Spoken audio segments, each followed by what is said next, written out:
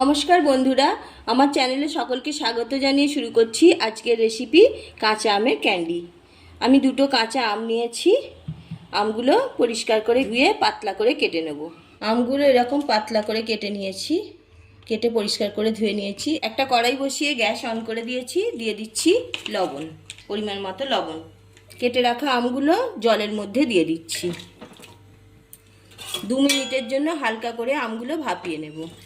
আমের কালারটা চেঞ্জ হয়ে গেছে, দেখুন হাফ সিদ্ধ হয়ে গেছে। আমি গ্যাসটা অফ করে দিচ্ছি।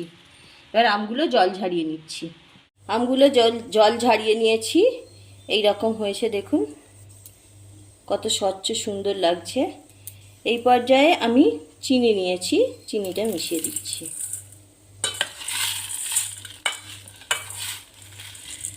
এইভাবে চিনি মাখিয়ে সারা রাত্রি আমি নর্মাল টেম্পারেচারে রেখে দেব।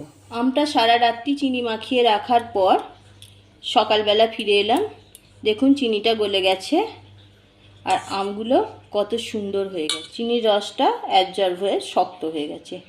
এবার আমি একটা থালা নিয়েছি, থালায় তেল ব্রাশ করে নিয়েছি। থালার মধ্যে আমগুলো দিয়ে মেলে দেব। এইভাবে মেলে দিচ্ছি, মেলে রোদ্দুরে শুকনো করতে দেব। সব আমগুলো থালার মধ্যে মেলে দিয়েছি। এবার এইগুলো আমি ছাদে নিয়ে গিয়ে রোদ্দুরে শুকাতে দেবো। একটা ঝুড়ি চাপা দিয়ে দেবো শুকনো করতে, কেন পাখিতে মুখ দেওয়ার ভয় থাকে, যেহেতু এটা আমরা ডাইরেক্ট খাবো, সেই জন্য ঢাকনা দিয়ে রোদে দেবো।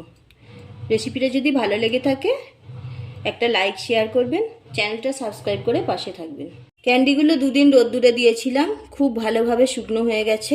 দেখতেই পাচ্ছেন কতটা স্বচ্ছ হয়েছে। আমি থালা থেকে একটা প্লেটের মধ্যে উঠিয়ে নিচ্ছি।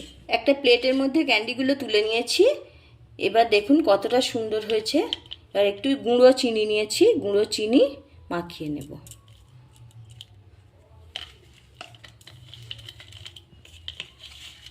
তাহলে কত সুন্দর লাগছে দেখুন। এইভাবে যদি ম্যাঙ্গো ক্যান্ডি বানিয়ে বাচ্চাদের দেন না, বাচ্চারা খুব খুশি হয়ে যাবে। আর বড়দের তো খেতে ভালোই লাগে, বাচ্চারা বেশি খুশি হবে। একটা ভেঙে দেখাচ্ছি, দেখুন কতটা সুন্দর হয়েছে, স্বচ্ছ। এইভাবে ম্যাঙ্গো ক্যান্ডি বানিয়ে রেখে দিলে যখন ইচ্ছা হবে খেতে পারবেন, আর বাচ্চারা তো খুবই খুশি হবে। একটা এয়ারটাইট কন্টেনারের মধ্যে আমি রেখে দেব। আর পুরো ভিডিওটা দেখার জন্য অসংখ্য ধন্যবাদ। ভালো লাগলে কমেন্ট করে জানাবেন। আবার দেখা হচ্ছে পরের ভিডিওতে।